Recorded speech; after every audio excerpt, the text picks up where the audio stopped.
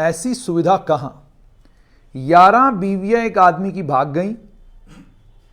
11 बीवियों के भागने के बाद जिस 12वीं से शादी हुई उस 12वीं के साथ भी रोज झगड़े होते रहे और उन झगड़ों का नतीजा ये निकला कि इस आदमी ने अपनी 12वीं बीवी को मार दिया। यानी जो 11 बीवियां थीं, आप ये भी हिसाब लगाइए कि झारखंड के बोकारो गांव का ये मामला है। रामचंद्र तूरी नाम है इनका। इनको शराब की जबरदस्त लत और उस शराब की लत के चलते 11 बीवियां इनको छोड़कर चली गई।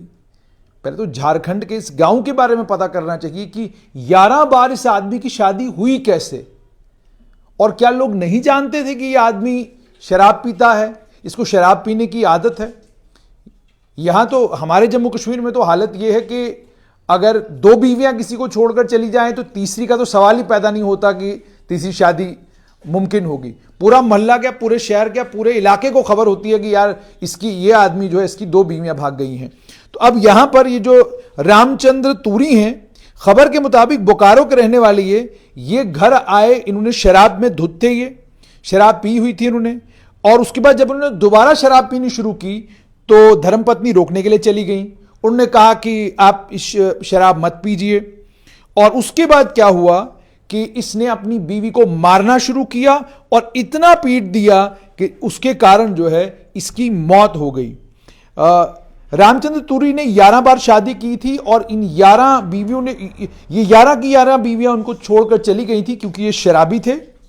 तूरी ने उसके बाद शादी की सावित्री देवी के साथ 20 साल पहले, और इनके 4 बच्चे थे।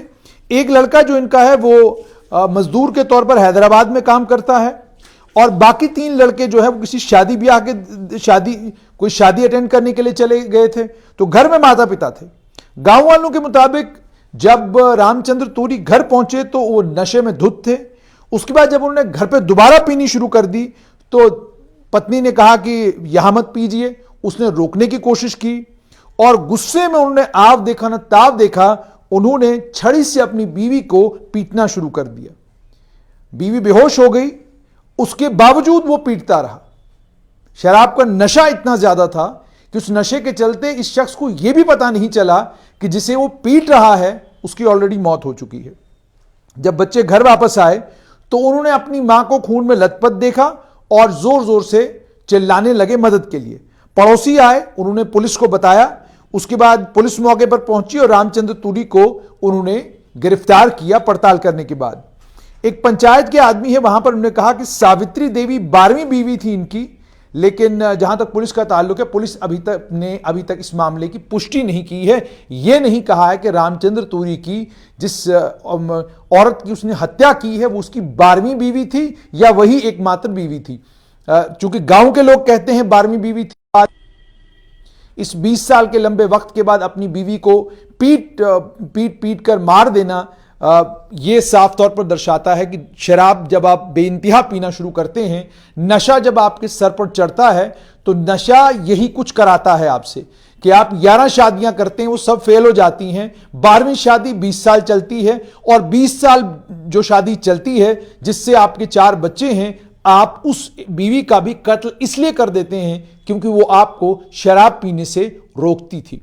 शराबियों के तांडव और शराबियों के तमाशे आपने जम्मू शहर में भी बहुत जगहों पर देखे होंगे। और शराबी हो या कोई भी हो, जोर जब इंसान को आजमाना होता है तो अक्सर कोशिश ये करनी चाहिए कि आप अपने से 3 गुना ज्यादा ताकतवर आदमी के साथ जोर आजमाई करें। लेकिन हमारे समाज की विडंबना यह है कि आपको पूरी दुनिया का गुस्सा होता है, वो सारा गुस्सा आकर आप घर पर या तो पत्नी के ऊपर निकालते हैं या अपने बच्चों के ऊपर निकालते हैं। गुस्से की कोई वजह नहीं होती, लेकिन चूंकि आपको महसूस होता है कि भाई इसी से पता चलेगा कि मैं मर्द हूं और इसी से पता चलेगा कि मैं कमाल का आदमी हूं अगर मैं बड़ी जोर से अपनी बीवी के ऊपर चिल्लाऊंगा, शराब के नशे में धुत होकर जोर जोर से शोर करूंगा, इसी से मोहल्ले वालों को पता चलेगा कि जनाब ये बहुत अच्छा आदमी, इसने अपनी बीवी कंट्रोल में रखी है। तो ये जो मानसिकता, ये जो सोच इंसान की है, ये सोच कहां लेकर इंसान को जाती है, वो रामचंद्र तूरी ने जो किया है उससे आपको समझ आ गया होगा।